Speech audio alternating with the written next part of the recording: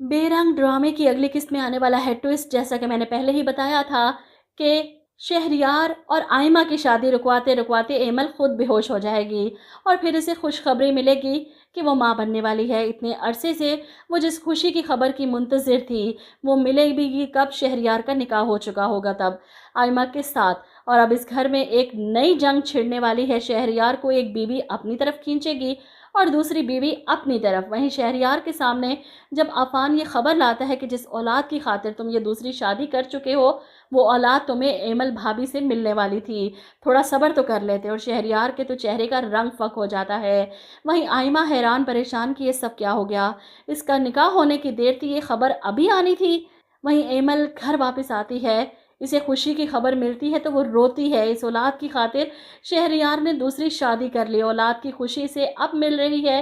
وہیں شہریار جس سے رہا نہیں جاتا آئمہ کو چھوڑ کر، وہ ایمل کے کمرے میں آ جاتا ہے اس کا حال پوچھنے، اس سے بات کرنے۔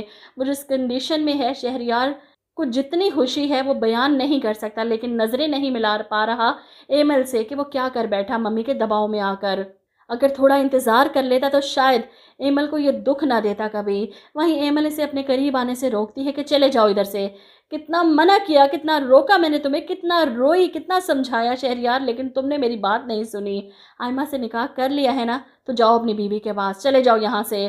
شہریار اسے منانے کی کوشش کرتا ہے کہ ایمل مجھے معاف کر دو، میں ایسا نہیں کرنا چاہتا تھا، ممی کا دباؤ تھا، وہ مجھے آگ کر دینا چاہتی تھیں، لیکن تم نے جو خوشی دی ہے وہ میں بیان نہیں کر سکتا، میں خود کو روک نہیں پایا یہاں آنے سے۔ ایسے میں آئمہ کے اس کے پیچھے کمرے میں آ جاتی ہے، تم یہاں پر اس وقت اس کمرے میں کیا کر رہے ہو؟ ایسے میں شہریار چیختا ہے یہ میری بیوی ہے اور اپنی بیوی کے پاس آنے سے مجھے کون روک سکتا ہے، تم کیا کرنے آئی ہو یہاں پر؟